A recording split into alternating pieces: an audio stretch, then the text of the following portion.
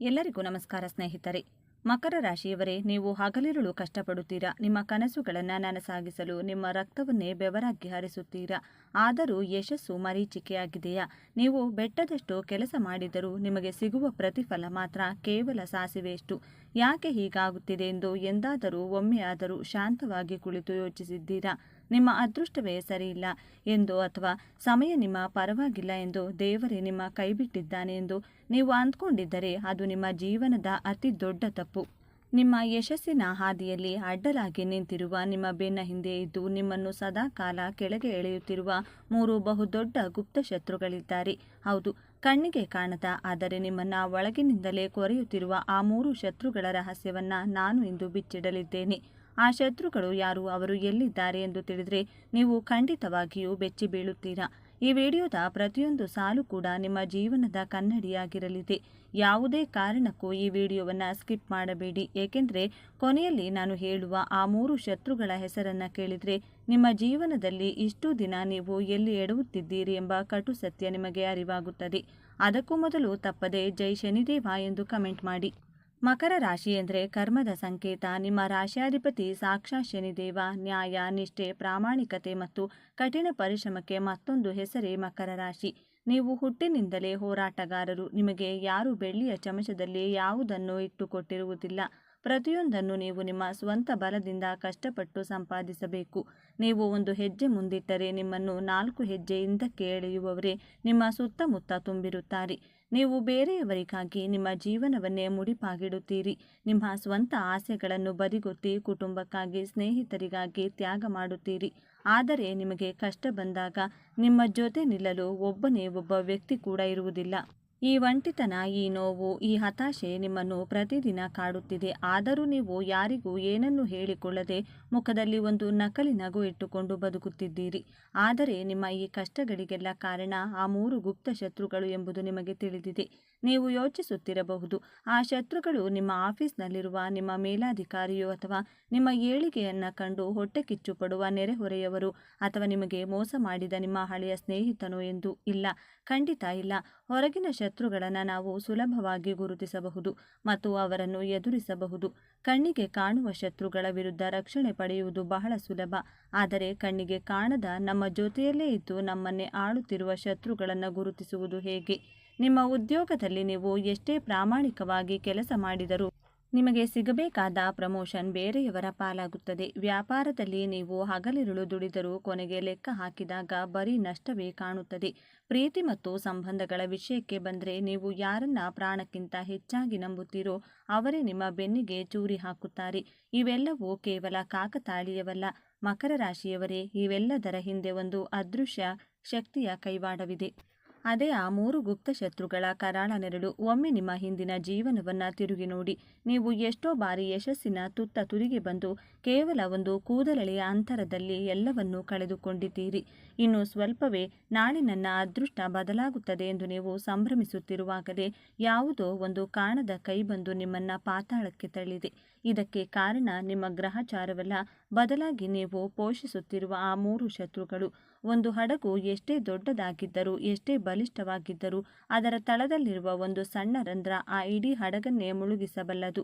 ಹಾಗೆಯೇ ನಿಮ್ಮ ಪ್ರತಿಭೆ, ನಿಮ್ಮ ಶ್ರಮ, ನಿಮ್ಮ ಜ್ಞಾನ ಎಷ್ಟೇ ದೊಡ್ಡದಾಗಿದ್ದರೂ ನಿಮ್ಮಲ್ಲಿರುವ ಆ 3 ಗುಪ್ತ ಶತ್ರುಗಳು ನಿಮ್ಮ ಜೀವನದ ಹಡಗನ್ನ ಮುಳುಗಿಸುತ್ತಿವೆ.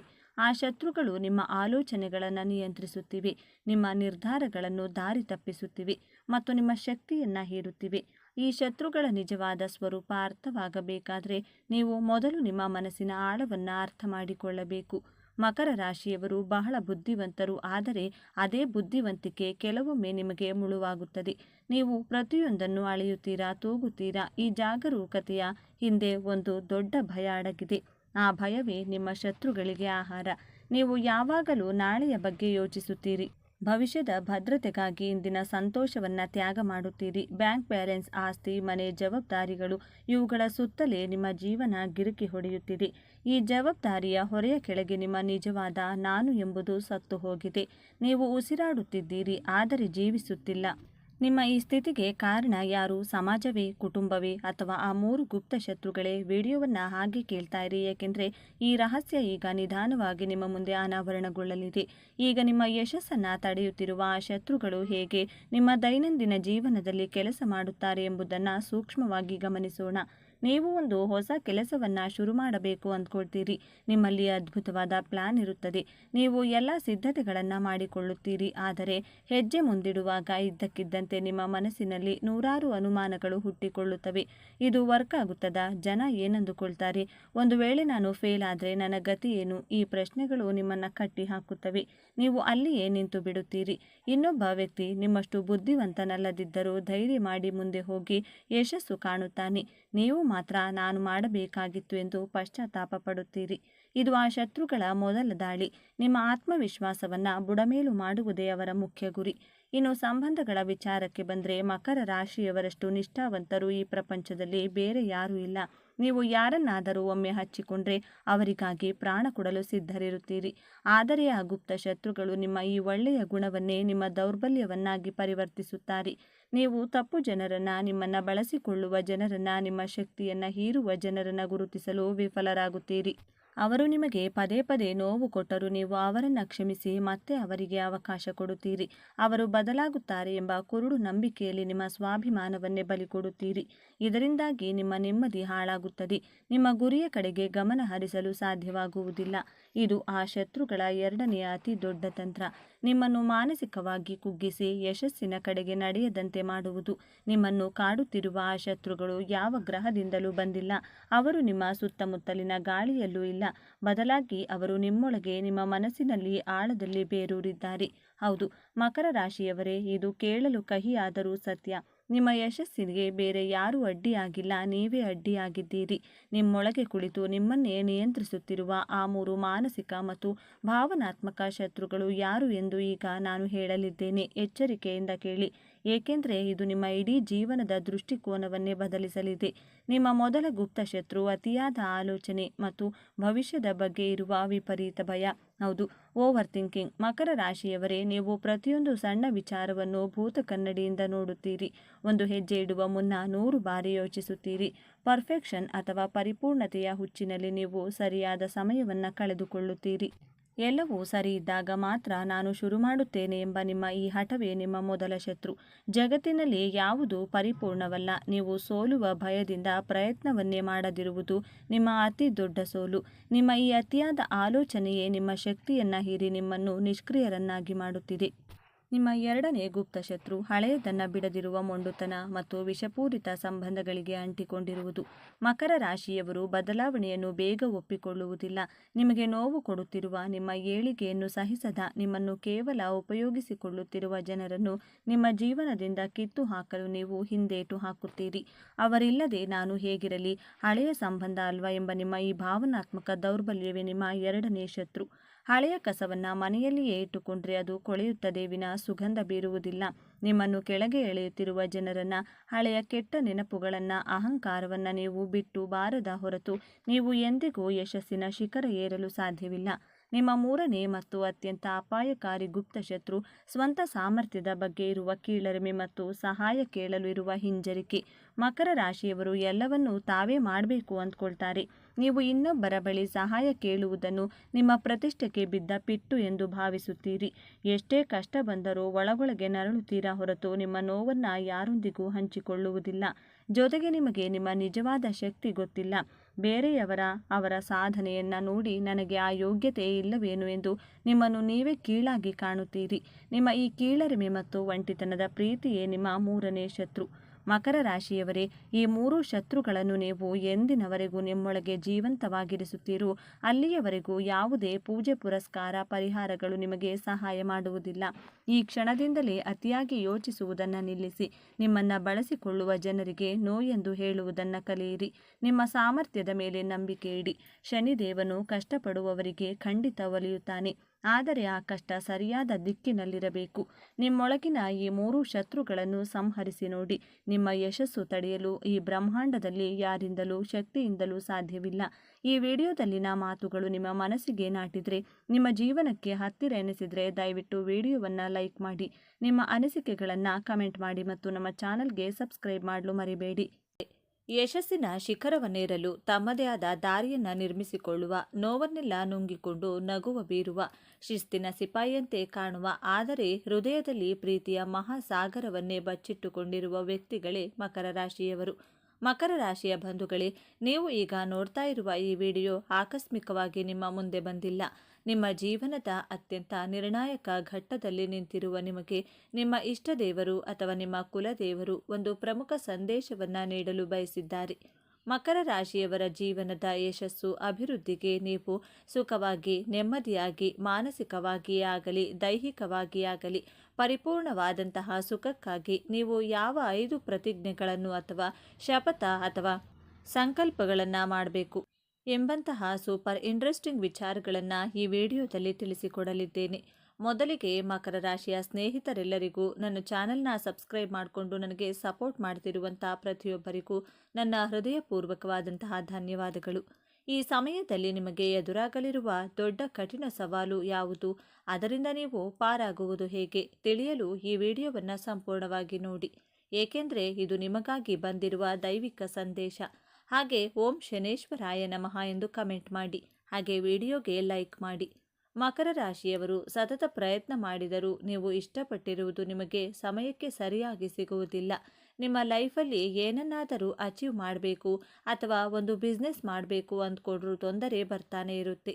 ಮಕರ ರಾಶಿಯವರ ಪ್ಲಸ್ ಪಾಯಿಂಟ್ಸ್ ಏನಂದರೆ, ಏನೇ ಕಷ್ಟಗಳು ಬಂದರೂ ಬಹಳ ತಾಳ್ಮೆ ಸಮಾಧಾನದಿಂದ ಸಾಧನೆ ಮಾಡುವವರು, ನಗುಮುಖದಿಂದ ಚರಿತ್ರೆಯನ್ನು ಇತಿಹಾಸವನ್ನು ಸೃಷ್ಟಿ ಮಾಡುವವರು. ಈ ಇತಿಹಾಸ ಸೃಷ್ಟಿಸಲು ಅಭಿವೃದ್ಧಿಯಾಗಲು ನೀವು ಯಾವ 5 ಪ್ರತಿಜ್ಞೆಯನ್ನು ಪಾಲಿಸಬೇಕು ಅಂತ ನೋಡೋಣ. ಮಕರ ರಾಶಿಯವರು ಕೈಗೊಳ್ಳಬೇಕಾದಂತಹ ಮೊದಲನೇ ಸಂಕಲ್ಪ ಅಥವಾ ಪ್ರತಿಜ್ಞೆ, ನಾನು ಒಂದು ಹೊಸ ಮನೆಯನ್ನು ಕಟ್ಟಲೇಬೇಕು ಎಂಬಂಥ ದೃಢ ಸಂಕಲ್ಪವನ್ನು ಮಾಡಿ. ಏನೇ ಆಗಲಿ ನನಗೆ ಸ್ವಂತ ಮನೆ ಅಥವಾ ಹೊಸ ವೆಹಿಕಲನ್ನು ಪರ್ಚೇಸ್ ಮಾಡಬೇಕು ಅಂದುಕೊಳ್ಳಿ. ಮಕರ ರಾಶಿಯವರು 2 ಅಥವಾ 3 ಸೈಟ್ಗಳಿದ್ದರೂ ಮನೆ ಕಟ್ಟುವುದಕ್ಕೆ ಸಾಧ್ಯವಾಗುವುದಿಲ್ಲ, ಅಥವಾ ಸ್ವಂತ ಮನೆ ಇದ್ದರೂ ಸಹ ಆ ಮನೆಯನ್ನು ಮಾರುವಂತಹ ಪರಿಸ್ಥಿತಿಗಳು ಸೃಷ್ಟಿಯಾಗಿರುತ್ತದೆ, ಅಥವಾ ಕಾರಣಾಂತರಗಳಿಂದ ಸ್ವಂತ ಮನೆ ಇದ್ದರೂ ಬಾಡಿಗೆ ಮನೆಯಲ್ಲಿ ವಾಸವಾಗಿರುವಂಥ ಪರಿಸ್ಥಿತಿ. ಆದ್ದರಿಂದ ಸಂಕಲ್ಪವನ್ನು ಸ್ಟ್ರಾಂಗ್ ಆಗಿ ಮಾಡಿಕೊಳ್ಳಿ. ಹಳೆ ವಾಹನಗಳನ್ನು ಓಡಿಸ್ತಾ ಇರ್ತೀರಾ, ಹೊಸ ವಾಹನವನ್ನು ಖರೀದಿ ಮಾಡಬೇಕು, ಸ್ವಂತ ಮನೆಯನ್ನು ಕಟ್ಟಲೇಬೇಕು ಎಂಬಂಥ ದೃಢ ಸಂಕಲ್ಪವನ್ನು ಮಾಡಿ. ಅಯ್ಯೋ, ನನ್ನ ಹಣೆಬರಹನೇ ಸರಿಯಿಲ್ಲ, ನನ್ನ ಹಣೆಬರಹ ಇಷ್ಟೇನಾ ಅಂತ ನೆಗೆಟಿವ್ ಆಗಿ ಯೋಚನೆ ಮಾಡೋದನ್ನು ಬಿಡಬೇಕಾಗುತ್ತದೆ. ನನ್ನ ಕೈಯಲ್ಲಿಯೂ ಸಾಧ್ಯ ಎಂದು ಅಸಾಧ್ಯವಾದುದನ್ನು ಸಾಧ್ಯವಾಗಿಸುವಂಥ ದೃಢ ಸಂಕಲ್ಪವನ್ನು ಮಾಡಿ ನೋಡಿ. ನಿಮ್ಮ ಆಸೆಗಳು ಖಂಡಿತವಾಗಿಯೂ ನೆರವೇರಿಸಿಕೊಳ್ಳಬಹುದು. 2ನೇ ಸಂಕಲ್ಪ, ಸಂಬಂಧಿಕರು, ಕುಟುಂಬದವರು, ಸ್ನೇಹಿತರ ಮಾತನ್ನು, ವ್ಯಂಗ್ಯ ಮಾತುಗಳನ್ನು ಕಿವಿಯಲ್ಲಿ ಹಾಕಿಕೊಳ್ಬೇಡಿ. ವ್ಯಂಗ್ಯವಾಗಿ ಮಾತನಾಡಿಸುವ ನಿಮ್ಮ ಅಕ್ಕ ತಂಗಿನೇ ಆದರೂ ಸರಿ, ಸಂಬಂಧಿಕರು, ಅಧಿಕಾರಿಗಳು, ಕೋವರ್ಕರ್ ಯಾರಾದರೂ ಸರಿ, ಅವರ ಮಾತುಗಳನ್ನು ನೆಗ್ಲೆಕ್ಟ್ ಮಾಡಿ. ಕೇಳಿಸಿದರೂ ಕೇಳಿಸದ ಹಾಗೆ ಇರಬೇಕಾಗುತ್ತದೆ. ಅವರು ನಿಮ್ಮನ್ನು ಹೊಗಳ್ತಾ ಇಲ್ಲ, ತೆಗಳಿಕೆಯ ಮಾತುಗಳನ್ನು, ನಿರ್ಲಕ್ಷ್ಯವನ್ನು ಮಾಡ್ತಾ ಇದ್ದಾರೆ. ನಿನಗೆ ವಯಸ್ಸಾಗ್ತಿದೆ, ಏನು ಸಾಧನೆ ಮಾಡಿಲ್ಲ ಅಂತ ಹೇಳಿದರೂ ತಲೆ ಕೆಡಿಸಿಕೊಳ್ಬೇಡಿ.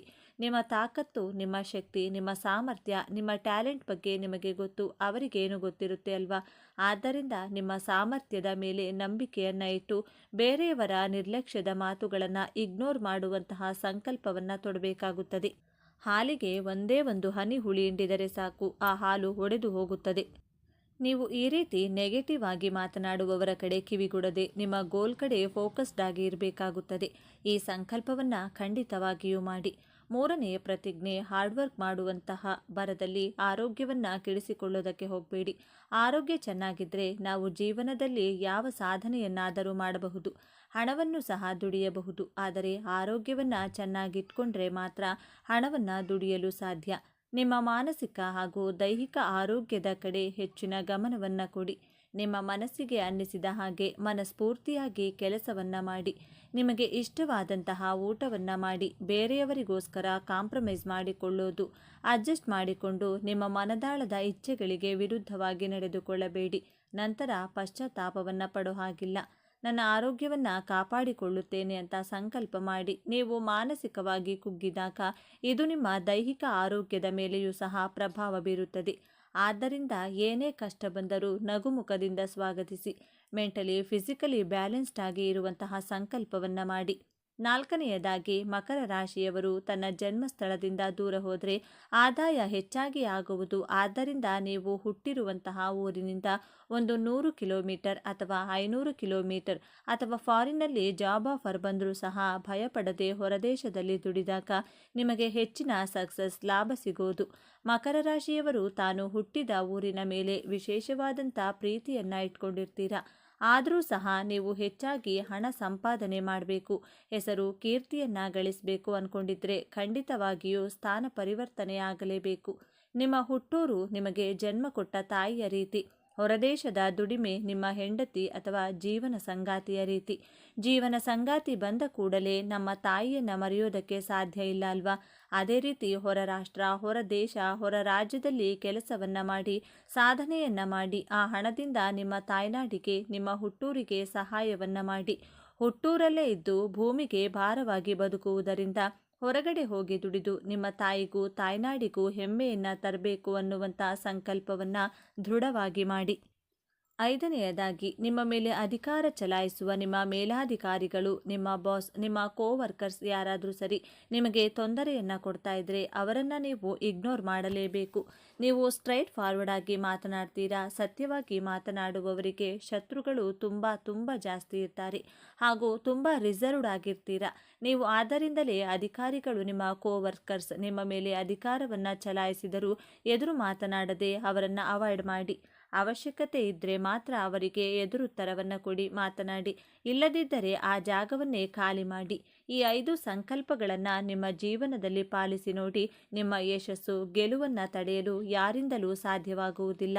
ನಾವು ಈ ಭೂಮಿ ಮೇಲೆ ಹುಟ್ಟಿದ ಮೇಲೆ ಏನನ್ನೂ ಮಾಡದೆ ಸಾಯಬಾರದು. ಏನನ್ನಾದರೂ ನಮ್ಮದು ಅಂತ ಐಡೆಂಟಿಟಿ ಕ್ರಿಯೇಟ್ ಮಾಡಬೇಕು. ಹೆಸರು, ಕೀರ್ತಿ, ಸಾಧನೆಯನ್ನು ಮಾಡಿ ಇತಿಹಾಸವನ್ನು ಸೃಷ್ಟಿಸಿ ಸಾಯಬೇಕು. ಆಗಲೇ ಈ ಮಾನವ ಜನ್ಮಕ್ಕೆ ಸಾರ್ಥಕತೆ ಸಿಗೋದು. ಈ ಸಾರ್ಥಕತೆಯ ಜೀವನ ನಿಮ್ಮದಾಗಲಿ ಅಂತ ಆಶಿಸ್ತೇನೆ. ಹಾಗಾದರೆ ಈ ದೊಡ್ಡ ಸಮಸ್ಯೆಯಿಂದ ಪಾರಾಗುವುದು ಹೇಗೆ? ಈ ಯಶಸ್ಸನ್ನು ಶಾಶ್ವತವಾಗಿ ಉಳಿಸಿಕೊಳ್ಳುವುದು ಹೇಗೆ? ಪರಿಹಾರ ತುಂಬ ಸರಳವಾಗಿದೆ. ಆದರೆ ಇದನ್ನು ನೀವು ಅತ್ಯಂತ ಶ್ರದ್ಧೆಯಿಂದ ಪಾಲಿಸಬೇಕು. ನಿಮ್ಮ ರಾಶ್ಯಾಧಿಪತಿ ಶನಿ ಮಹಾತ್ಮನು ಸೇವೆಯಿಂದ ಮಾತ್ರ ಸಂತುಷ್ಟನಾಗುತ್ತಾನೆ. ಪ್ರತಿ ಶನಿವಾರ ನಿಮ್ಮ ಕೈಲಾದಷ್ಟು ಬಡವರಿಗೆ, ವೃದ್ಧರಿಗೆ ಅಥವಾ ದೈಹಿಕವಾಗಿ ಅಶಕ್ತರಿಗೆ ಅನ್ನದಾನ ಅಥವಾ ವಸ್ತ್ರದಾನ ಮಾಡಿ. ಇದು ನಿಮ್ಮ ಕರ್ಮವನ್ನು ಶುದ್ಧವಾಗಿಸುತ್ತದೆ. ನಿಮ್ಮ ನಿರಾಶಾವಾದವನ್ನು ಹೋಗಲಾಡಿಸಲು ಪ್ರತಿ ಶನಿವಾರ ಹತ್ತಿರದ ಆಂಜನೇಯನ ದೇವಸ್ಥಾನಕ್ಕೆ ಅಥವಾ ವೆಂಕಟೇಶ್ವರ ಸ್ವಾಮಿ ದೇವಸ್ಥಾನಕ್ಕೆ ಭೇಟಿ ನೀಡಿ. ಶನಿದೇವನಿಗೆ ಎಳ್ಳೆಣ್ಣೆ ದೀಪ ಹಚ್ಚಿ. ಇದು ನಿಮ್ಮ ಮನಸ್ಸಿನ ಅನುಮಾನಗಳನ್ನು ದೂರ ಮಾಡಿ ಸ್ಥಿರತೆಯನ್ನು ನೀಡುತ್ತದೆ. ನಿಮಗೆ ಸಣ್ಣ ಯಶಸ್ಸು ಸಿಕ್ಕಾಗಲೂ ತಕ್ಷಣ ನಿಮ್ಮ ಇಷ್ಟ ದೇವರನ್ನು ಅಥವಾ ಕುಲದೇವರನ್ನ ಮನಸ್ಸಿನಲ್ಲಿ ಸ್ಮರಿಸಿ. ಇದೆಲ್ಲ ನಿನ್ನ ಕೃಪೆಯೆಂದು ಕೃತಜ್ಞತೆಯನ್ನು ಸಲ್ಲಿಸಿ. ನಿಮ್ಮ ಸಂತೋಷವನ್ನು ಕನಿಷ್ಠ ಒಬ್ಬರ ಜೊತೆಗಾದರೂ ಹಂಚಿಕೊಳ್ಳಿ. ಈ ಒಂದು ಅಭ್ಯಾಸ ನಿಮ್ಮ ನಿರಾಶಾವಾದವನ್ನು ಒಡೆದು ನಿಮ್ಮ ಭಾಗ್ಯವನ್ನು ನಿಮ್ಮ ಬಳಿಯೇ ಉಳಿಸುತ್ತದೆ. ಮಕರ ರಾಶಿಯವರೇ, ನಿಮ್ಮ ಜೀವನವನ್ನು ಸಂಪೂರ್ಣವಾಗಿ ಬದಲಾಯಿಸುವ ಶಕ್ತಿ ಈಗ. ನಿಮ್ಮ ಸಹನೆಯ ಪರೀಕ್ಷೆ ಮುಗಿದಿದೆ. ಈಗ ವಿಜಯೋತ್ಸವದ ಆರಂಭವಾಗಲಿದೆ. ನೀವು ಅನುಭವಿಸಿದ ಪ್ರತಿಯೊಂದು ನೋವಿಗೂ ಈಗ ಪ್ರತಿಫಲ ಸಿಗಲಿದೆ. ನಿಮ್ಮ ಶ್ರಮದ ಕಣ್ಣೀರು ಈಗ ಆನಂದ ಭಾಷ್ಪವಾಗಿ ಬದಲಾಗುವ ಸಮಯ ಬಂದಿದೆ. ನೆನಪಿಡಿ, ಈ ವಿಡಿಯೋ ನಿಮಗೆ ತಲುಪಿದ್ದು ಆಕಸ್ಮಿಕವಲ್ಲ. ಇದು ನಿಮ್ಮ ಇಷ್ಟ ದೇವರು ನಿಮಗೆ ನೀಡುತ್ತಿರುವ ಸ್ಪಷ್ಟ ಸಂದೇಶ. ಈ ಅದ್ಭುತ ಸಮಯವನ್ನು ಸದುಪಯೋಗಪಡಿಸಿಕೊಳ್ಳಿ. ನಿಮ್ಮ ಜೀವನದ ಹೊಸ ಅಧ್ಯಾಯ ತಯಾರಾಗಿ, ನಿಮ್ಮ ನಂಬಿಕೆಯ ಸಂಕೇತವಾಗಿ ನಿಮ್ಮ ಜೀವನ ಬದಲಾಗಬೇಕು ಎನ್ನುವ ಸಂಕಲ್ಪದೊಂದಿಗೆ ತಪ್ಪದೆ ನಿಮ್ಮ ಕುಲದೇವರ ಅಥವಾ ನಿಮ್ಮ ಇಷ್ಟ ದೇವರ ಹೆಸರನ್ನು ಕಮೆಂಟ್ ಮಾಡಿ ಅಥವಾ ಜೈ ಶನಿದೇವ ಎಂದು ಬರೆಯಿರಿ. ಆ ಭಗವಂತನು ನಿಮ್ಮನ್ನು ಸದಾ ಕಾಪಾಡಲಿ. ಸರ್ವೇ ಜನ ಸುಖಿನೋ ಭವಂತು. ಇದೇ ತರಹದ ಜ್ಯೋತಿಷ್ಯಕ್ಕೆ ಸಂಬಂಧಪಟ್ಟಂಥ ವಿಡಿಯೋ ನೋಡಲು ನಮ್ಮ ಚಾನಲ್ಗೆ ಸಬ್ಸ್ಕ್ರೈಬ್ ಆಗಿ. ಈ ವಿಡಿಯೋಗೆ ಲೈಕ್ ಮಾಡಿ, ಶೇರ್ ಮಾಡಿ. ಧನ್ಯವಾದಗಳು.